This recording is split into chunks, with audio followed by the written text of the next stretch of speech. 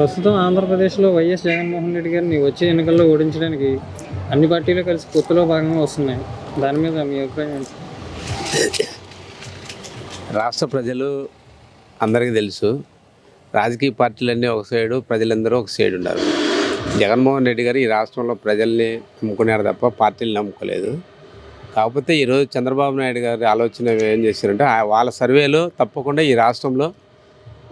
YSR Congress party అధికారంలోకి వస్తుంది, తెలుగుదేశం ఓడిపోతుందనే భయంతోనే చంద్రబాబు నాయుడు గారు చేసినటువంటి పాపాలు, గత 14 సంవత్సరాలు ముఖ్యమంత్రిగా ఉన్నప్పుడు చేసినటువంటి అవినీతి కుంభకోణాలన్నీ కూడా ఈ మధ్యకాలంలో మొత్తం అన్నీ బయటికి రావడం జరిగింది. అన్ని కేసులన్నీ బయటికి రావడం జరిగింది. గతంలో ఆయన కోర్టులను మేనేజ్ చేసుకొని, జడ్జిలు వాళ్ళంత సంబంధించిన వాళ్ళు మేనేజ్ చేసుకొని కేసుల నుంచి బయటపడాడు. ఇంకా బయటపడే పరిస్థితి లేదు. తప్పకుండా నా కేసులన్నీ కూడా ఈరోజు ఉన్నాయి. ఆంధ్రప్రదేశ్లో తప్పకుండా వైఎస్ఆర్సీపీ అధికారంలోకి వస్తుంది. ఇప్పటికే కేసులన్నీ తెలిసిపోయాయి కాబట్టి ఇవన్నీ రేపు పొద్దున్నే సెంటర్లో మళ్ళీ బీజేపీ వచ్చే పరిస్థితి ఉంది. కాబట్టి నేను ఓడిపోయినా కానీ కేసుల నుంచి జైలు పోకుండా నేను నా కొడుకు కాపాడుకోవాలంటే కేంద్రంతో ఎటువంటి పరిస్థితులు యూపీఏ చేరాలని ఢిల్లీలో పవన్ కళ్యాణ్ చేర్చుకొని, పవన్ కళ్యాణ్ని ఒక బ్రోకర్ మాదిరి అడ్డపెట్టుకొని ఢిల్లీలో 3 రోజులు వాళ్ళ కాళ్ళు పట్టుకొని వాళ్ళు అడిగినన్ని సీట్లు అంటే ఈ రాష్ట్రంలో 1% ఓటు బ్యాంకు లేనటువంటి బీజేపీకి 8 పార్లమెంట్లు, 10 అసెంబ్లీ ఎన్ని అడిగితే నేనే ఇస్తాము. కేవలం ఆంధ్రప్రదేశ్లో మేము ఓడిపోతున్నాం. ఓడిపోయిన తర్వాత జగన్మోహన్ రెడ్డి గారు మళ్ళీ ముఖ్యమంత్రి అయిన తర్వాత ఈ కేసుల్లో జైలుకు పోకుండా తప్పించుకునే దానికోసం కేవలం బీజేపీ పార్టీలన్నీ అలయన్స్ అయ్యాడు.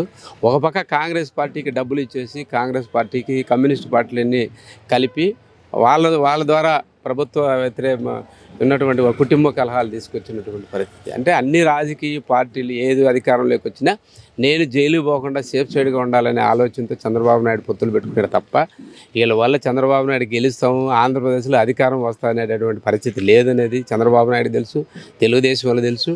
1% ఓటు బ్యాంక్ లేని బీజేపీ వాళ్ళకి ఇన్ని సీట్లు వచ్చి డబ్బులు చంద్రబాబు పెట్టి టికెట్లు వాళ్ళ పార్లమెంట్ అసెంబ్లీ ఇచ్చి మా పార్టీకి మైలేజ్ తీసుకొస్తామన్నప్పుడు వాళ్ళు ఎందుకు రారు?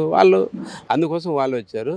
జనసేన పరిస్థితి ఏంటంటే 2 సార్లు పోటీ చేసిన ఎమ్మెల్యే కూడా కాలేనటువంటి పవన్ కళ్యాణ్ కనీసం అసెంబ్లీకైనా ఎమ్మెల్యేగా పోవాలనేటువంటి కళ నెరవేరుతుందని ఈరోజు కనీసం ఇన్ని పార్టీలు పొత్తుతోనే నేను ఎమ్మెల్యేగా, ఇంతకుముందు వరకు ఆయన కేవలం తన కులాన్ని నమ్ముకున్నాడు, ఆ కుల పార్టీ చేశాడు. ఈరోజు ఈ పార్టీలన్నింటినీ నమ్ముకొనైనా కనీసం అసెంబ్లీలోనే అడుగుపెట్టే కళ నెరవేరుతుందని, నా డబ్బులు కాదు, నా పార్టీ కాదు, ఎన్ని ఇచ్చినా సరే అనేటువంటి ఆలోచనతో ఈరోజు పవన్ కళ్యాణ్ అంటే ఎవరి స్వార్థం వాళ్ళది.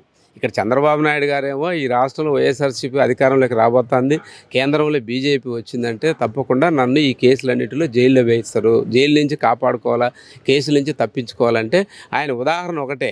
ఆయన దగ్గర ఉన్నటువంటి రాజ్యసభ సభ్యులు అందరినీ కూడా గతంలో 2019 ఎన్నికల ముందు వాళ్ళ అవినీతి పరులని మొత్తం కేంద్రం సీఎం రమేష్ కానీ, సుజనా చౌదరి కానీ వాళ్ళ ఇళ్లపైన తీయడం జరిగింది. వాళ్ళ రాజ్యసభ సభ్యులు బీజేపీలో చేరతానే వాళ్ళు సేఫ్ సైడ్లోకి వెళ్ళిపోయారు. సేమ్ ఇప్పుడు చంద్రబాబు నాయుడు పరిస్థితి ఏమైందంటే రేపు అధికారంలో రాకపోయినా జైలుకు పోకుండా కాపాడుకునే దానికోసం ఈరోజు బీజేపీతో కానీ జనసేన వీళ్ళన్నీ కూడా పొత్తులు పెట్టుకోవడం జరిగింది. ఒక పవన్ కళ్యాణ్ గారు ఎమ్మెల్యే కావాలా, చంద్రబాబు నాయుడు ఈ కేసుల నుంచి తప్పించుకొని జైలు పోకుండా ఉండాలి. బీజేపీ వాళ్ళు 1% కూడా ఓట్ బ్యాంక్ లేనట్టు బీజేపీకి ఆంధ్రప్రదేశ్లో మైలేజ్ రావాలి. ఇది వాళ్ళ పొత్తు తప్ప ఇటువంటి సొంత ప్రయోజనాల కోసం రాష్ట్రంలో పార్టీలని పొత్తు పెట్టారు తప్ప ప్రజల ప్రయోజనాలు కాదు. ఈ రాష్ట్రంలో వైఎస్ఆర్ కాంగ్రెస్ పార్టీ గౌరవ ముఖ్యమంత్రి గారు 4.5 సంవత్సరాలుగా చేసిన ప్రతి పేద గుండెలకు, ఎస్సీ, ఎస్టీ, బీసీ, మైనార్టీలు అటు ఉద్యోగ సామాజికంగా కానీ, రాజకీయంగా కానీ, ఆర్థికంగా అభివృద్ధి చేసిన తప్పకుండా ముఖ్యమంత్రి గారు కోరుకుని 175 గెలిచడం గ్యారంటీ. తిరిగి మళ్ళీ జగన్మోహన్ రెడ్డి ముఖ్యమంత్రి కావడం గ్యారంటీ. అదే చంద్రబాబు నాయుడు గారి సర్వేలో కూడా జగన్మోహన్ రెడ్డి ముఖ్యమంత్రి అవుతున్నాడని భయపడే ఈరోజు వీళ్ళందరితో కూడా పొత్తులు పెట్టుకున్నారు.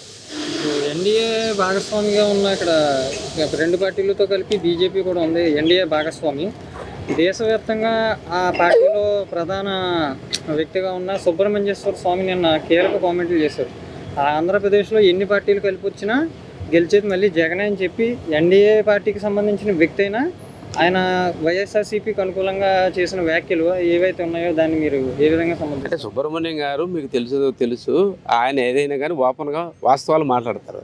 ఆయన ఏ పార్టీలో ఉన్నా, ఏ పార్టీ పైన వాస్తవాలు మాట్లాడే మనస్తత్వం ఆయనది.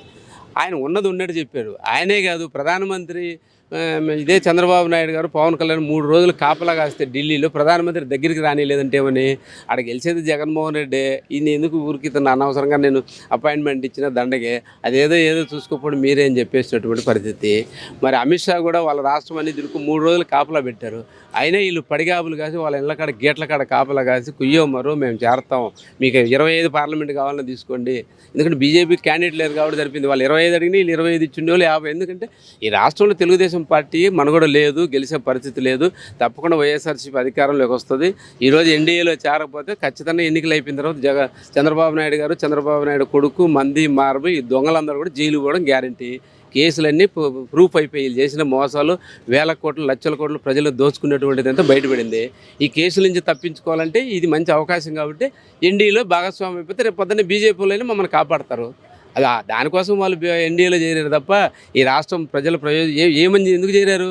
ఏమని అడిగారా బీజేపీ వాళ్ళని? అయ్యా మా రాష్ట్రానికి మీరు ఇస్తామని ప్రత్యేక హోదా ఇస్తారా లేదా అని అడిగారా? లేకుంటే హామీలు ఇస్తారా లేదని ఏమని అడిగారా? ఒకటే అడిగారు, మీకు ఎన్ని సీట్లు కావాలని ఇస్తామో మమ్మల్ని ఎన్డీఏలో చేర్చుకోండి, రేపు పొద్దున మమ్మల్ని జైలుకి పోకుండా కాపాడండి అనే దానికి సొంత ప్రయోజనాల కోసం చేరారు. వాళ్ళు కూడా బీజేపీ వాళ్ళు కూడా 1% ఓటు బ్యాంక్ లేనటువంటి ఆంధ్రప్రదేశ్లో ఇన్ని సీట్లు డబ్బులు మొత్తం పెడతా ఉన్నప్పుడు మా పార్టీకి మైలేజ్ వస్తుంది కదా అని వాళ్ళు ఆలోచన చేశారు. టీడీపీ కోసం, రాష్ట్ర భవిష్యత్తు కోసం అని చెప్పి ఇన్ని సీట్లు త్యాగం చేసి పవన్ కళ్యాణ్ గారు పోటీ చేసినా చివరికి ఆయన సీట్లో టీడీపీ అక్కడ సపోర్ట్ చేయకుండా ఆయన ఓడించడమే నిన్న అసమ్మతి అనేది బయట పెట్టారు ఆ పార్టీ వాళ్ళే. పవన్ కళ్యాణ్ ఓడించడానికి వైఎస్ఆర్సీపీ అక్కర్లేదు, వాళ్ళు పొత్తు పెట్టుకున్న టీడీపీ పార్టీ చంద్రబాబు ఓడిస్తారని అంటున్నారు. అది ఆటోమేటిక్గా జరుగుతుంది, అది అందరికీ తెలిసిందే. ఎందుకంటే పవన్ కళ్యాణ్ అందుకనే ఆయన ఆంధ్రప్రదేశ్లో తప్పించి పార్లమెంట్ పంపించాలని చూశారు. నేను ఎంపీ పోటీ చేసి ఎమ్మెల్యేలు పోటీ చేస్తాడు కాబట్టి పవన్ కళ్యాణ్ అసెంబ్లీకి వచ్చి చంద్రబాబు నాయుడు కంటేనే, లోకేష్ కంటేనే పెద్ద నాయకుడిగా తయారయ్యాడు. చంద్రబాబు నాయుడు ఒప్పుకుంటాడా? తన సొంత బామర్దులు ముఖ్యమంత్రిని చేసినటువంటి హరికృష్ణనే చంపించినట్టు, మనోవేద చంపించినట్టు, పిల్లనిచ్చిన మామ ఎన్టీ రామారావుకి ఎన్నుపోటు పొడిచేసి ముఖ్యమంత్రి పదవి లాక్కున్నాడు. జూనియర్ ఎన్టీఆర్ తన అవసరం కోసం 2014 ఎన్నికల ప్రచారాన్ని తీసుకొచ్చి జనాలంతా జూనియర్ ఎన్టీఆర్కి బ్రహ్మరథం పడుతున్నారని, నా కొడుకు ఆడడం వస్తారని పక్కన పెట్టినటువంటి ఇటువంటి దుర్మార్గుడు చంద్రబాబు నాయుడుని నమ్మినటువంటి పవన్ కళ్యాణ్ కూడా అర్థమైపోతుంది. రేపు పవన్ కళ్యాణ్ చెప్పాడు కదా, పోయినసారి 2 సీట్లు ఓడిపోతానని తెలిసినదని నేను చెప్తున్నాడు. ఈశ్వరు ముందే ఓడిపోతానని డిసైడ్ అయిపోయారు. వీళ్ళందరూ కూడా ఎవరు స్వార్థం వాళ్ళు. పవన్ కళ్యాణ్ పరిస్థితి ఏంటంటే తను అసెంబ్లీకి పోవాలనే కళ తప్ప వేరే ఏం లేదు. బీజేపీ వాళ్ళ పరిస్థితి బీజేపీ. చంద్రబాబు నాయుడుకు ఈజెంట్ త్రో చంద్రబాబు నాయుడు రాష్ట్రంలో ప్రజలు కూడా అన్ని హామీలైనా ఇస్తాడు, వాడుకొని బీసీలందరినీ వాడుకొని వదిలేస్తాడు. వాళ్ళందరూ కూడా మీకు ఏం కావాలని చేస్తాడండి. చంద్రబాబు నాయుడు పరిస్థితి ఈ రాష్ట్రంలో ప్రజలందరికీ తెలుసు. బీజేపీ వాళ్ళు కూడా చంద్రబాబు నాయుడు మీద ప్రేమతో చేర్చుకోలే, కేవలం వచ్చి కాళ్ళు పట్టుకొని మా మోకాలు దుండేసి 3 రోజులు కాపలా ఉండి ఏదో ఎన్ని సీట్లు వెళ్ళి ఇస్తాము, ఎంతనే డబ్బులు మేము పెడతామని అడుక్కున్నారు కాబట్టి చేర్చుకున్నారు. కాబట్టి పవన్ కళ్యాణ్ గెలిచే పరిస్థితి లేదు, బీజేపీ గెలిచే పరిస్థితి లేదు, చంద్రబాబు నాయుడు పంచన చేరిన ఎవరికైనా రాజకీయ సమాధి తప్ప రాజకీయ భవిష్యత్తు లేదు. ఈ రాష్ట్రంలో తెలంగాణలో చంద్రబాబు నాయుడు ఖాళీ అయింది, రాజ్యసభలో ఖాళీ అయిపోయింది, నెక్స్ట్ అసెంబ్లీలో కూడా ఖాళీ అవుతుంది.